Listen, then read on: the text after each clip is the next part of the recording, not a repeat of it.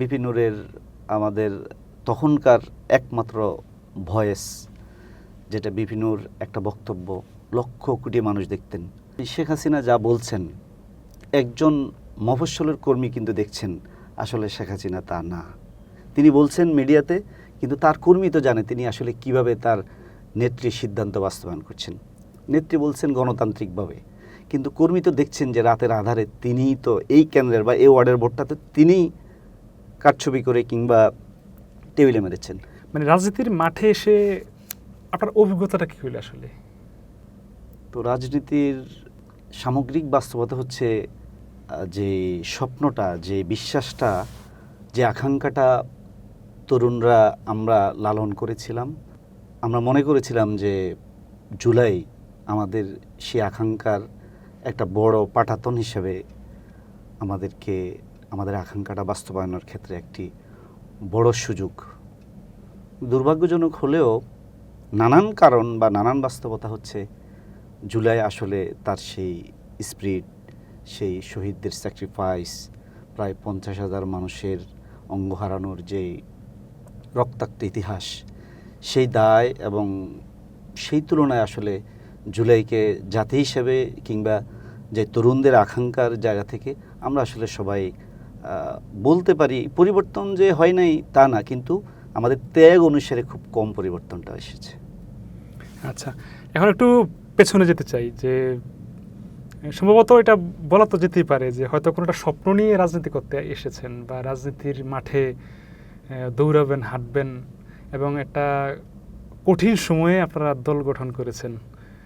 তো সেই মাফিক বলা আর কি, যে মূলত রাজনীতিতে কেন আসলেন আপনি? মানে আসছেন তো বটেই, পাশাপাশি একটা কঠিন সময়ে, যে সময়ে রাস্তায় থাকাটাও কঠিন, কথা বলাটাও কঠিন ছিল। ধন্যবাদ সাইদ ভাই। আসলে রাজনীতিটা হচ্ছে মানে আমি একত হচ্ছে তো রাষ্ট্রবিজ্ঞান স্টুডেন্ট, আবার হচ্ছে বাবা একজন সামাজিক মানুষ ছিলেন। ছোটোবেলা থেকে দেখছি যে কিভাবে মানুষের জন্য কাজ করতে হয়, কিভাবে কাজ করতেন। বাবা একজন শিক্ষক ছিলেন, একজন প্রাইমারি স্কুলের শিক্ষক ছিলেন, কিন্তু সেই শিক্ষকতা পেশা ছাড়িয়ে তিনি হয়ে গিয়েছিলেন একজন সামাজিক মানুষ। মসজিদ কমিটি বলেন, সামাজিক অনেক আচার বিচার, সুবিধা অসুবিধা, মানে মানুষের পাশে থাকার যে আকুলতা, যে আকাঙ্ক্ষা বা থাকতে হবে, আমার সামনে একটা খারাপ হচ্ছে বা একটা কাজ হচ্ছে, সেখানে আমার দায় আছে, সেটা সমস্যা হলে সমাধানের ক্ষেত্রে আমার ভূমিকা থাকা উচিত। এই ক্ষেত্রে এই শিক্ষাটা বাবার কাছ থেকে অনুপ্রাণিত হয়েছি।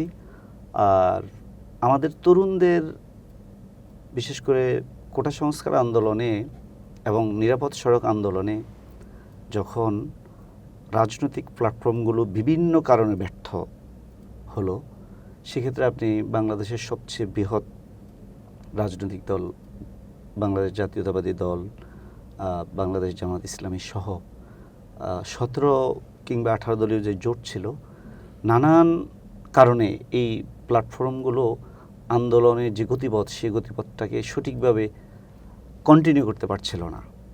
তো বাস্তবতা হচ্ছে এই অন্যায় জুলুমের প্রতিবাদ প্রতিরোধ কোনো না কোনো দিক থেকে হবেই। সেই দায়িত্বটা আমাদের তরুণদের কাঁধে আসছে। তো আমরা যখন কোটা সংস্কার আন্দোলনে দেখলাম যে এই দায়িত্বটা পুরো তারুণ্য এটাকে গ্রহণ করেছে এবং সেটা তাদের সর্বোচ্চটা দিয়ে প্রমাণ করেছে। তো তখন আমরা তো বয়সে আসলে যেই এইটা আমাদের চোখের সামনে আমরা দেখছি যে কিভাবে আসলে জুলুমতন্ত্র, কিভাবে একটা রাষ্ট্রযন্ত্র একেবারে মানে হচ্ছে যেটা বলবো আপনাকে, মিডিয়া গ্লোবালাইজেশনের যুগে এখন আসলে ধরেন আপনি শেখ হাসিনা যা বলছেন, একজন মফস্বলের কর্মী কিন্তু দেখছেন আসলে শেখ হাসিনা তা না। তিনি বলছেন মিডিয়াতে, কিন্তু তার কর্মী তো জানে তিনি আসলে কিভাবে তার নেত্রীর সিদ্ধান্ত বাস্তবায়ন করছেন। নেত্রী বলছেন গণতান্ত্রিকভাবে, কিন্তু কর্মী তো দেখছেন যে রাতের আধারে তিনিই তো এই কেন্দ্রের বা এই ওয়ার্ডের ভোটটাতে তিনিই কারছবি করে কিংবা টেবিলে মেরেছেন। এই যে একটা মানে তার যে নৈতিক জায়গাটা, আওয়ামী লীগের একটা বিশাল জনগোষ্ঠী, তারাও কিন্তু যখন দেখলো আসলে তো আমার নেত্রী অসৎ, আমি নিজের কাছে তো অসৎ, আমি তো একটা খারাপ কাজ করছি, এই যে তারুণ্যের ভিতরে যে বৃহৎ একটা অংশের মানুষের, আপনি ধরেন শেখ হাসিনা কিংবা তাদের আওয়ামী লীগ কিংবা মাফিয়াতন্ত্রের যেই অবয়বটা জাতির সামনে আসছিল, আপনি পরীক্ষার হল থেকে শুরু করে একটা আলেম বলেন, বাম বলেন, ডান বলেন, জালেম বলেন, শিল্পপতি বলেন, সর্ব অঙ্গে যখন একটা অদৃশ্য খবরদারি, আধিপত্য, নিয়ন্ত্রণ প্রতিষ্ঠার প্রচেষ্টা, তখন আসলে আপনার সর্বশেষ থাকার কি থাকে মানুষের? চেষ্টা, সব দিয়ে চেষ্টা করা। তো সেই ক্ষেত্রে সেই চেষ্টাটা, তরুণদের চেষ্টাটা তো স্বাভাবিকভাবে যুগে যুগে সকল পরিবর্তন তরুণরাই ভূমিকা রেখেছে। তো কোটা সংস্কার আন্দোলনে আমাদের চোখের সামনে যখন দেখলাম আমাদের ছেলেরা, আমাদের ভাইয়েরা, আমাদের ইমিডিয়েট, তখন তো আসলে মনে হলো যে না, আমার মনে হচ্ছে যে এই চেষ্টা, এইরকম চেষ্টাই পরিবর্তনটা সম্ভব। সেখান থেকে কিছুদিন পরে আপনার নিরাপদ সড়ক আন্দোলন হলো।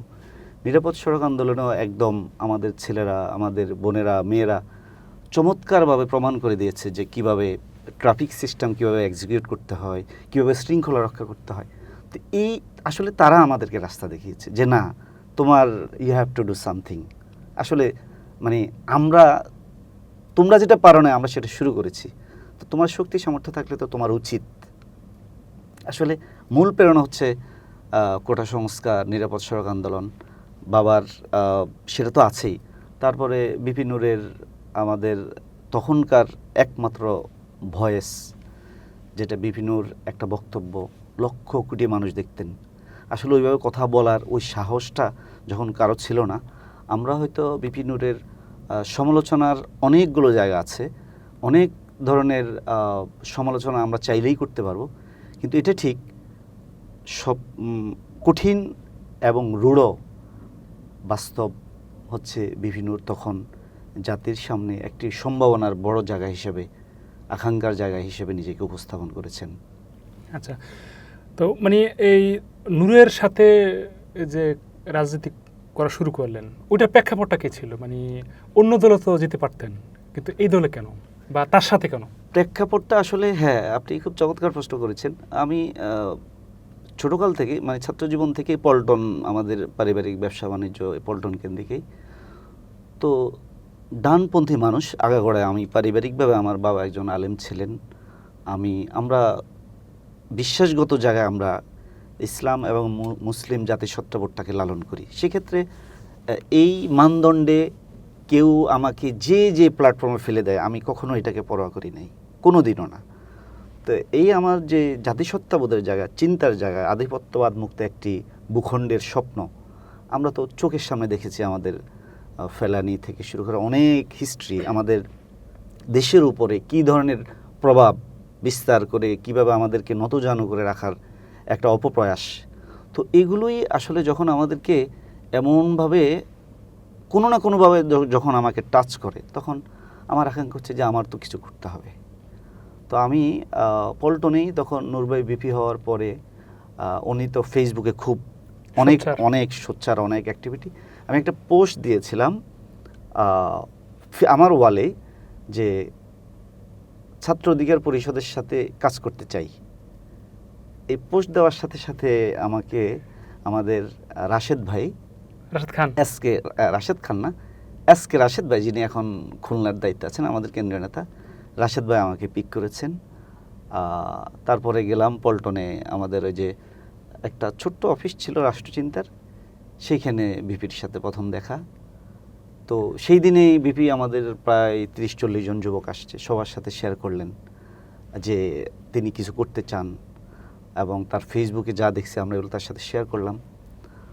তো আমার কাছে মনে হলো যে মানুষটা এত সাহস, এত কঠিন সময়ে এইভাবে দাঁড়ানোটাকে একটা নিজের দায়িত্ব মনে করে, ছোট্ট একটা ছেলে, সে অজপাড়া গায়ে থেকে এসে সে তো দাঁড়িয়ে গেল, তো তার পাশে তো আমরা থাকতে পারি। তো এই আসা যাওয়া শুরু। তারপরে ঢাকা মহানগর যুব বিভাগে সিলেক্ট হলাম, কাজ করলাম মতিঝিল জোনের সমন্বয়ক হিসেবে।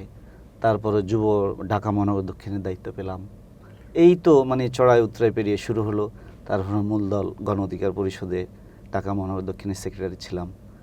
এই তো মানে স্তরে স্তরে সেই পথ চলা আর কি।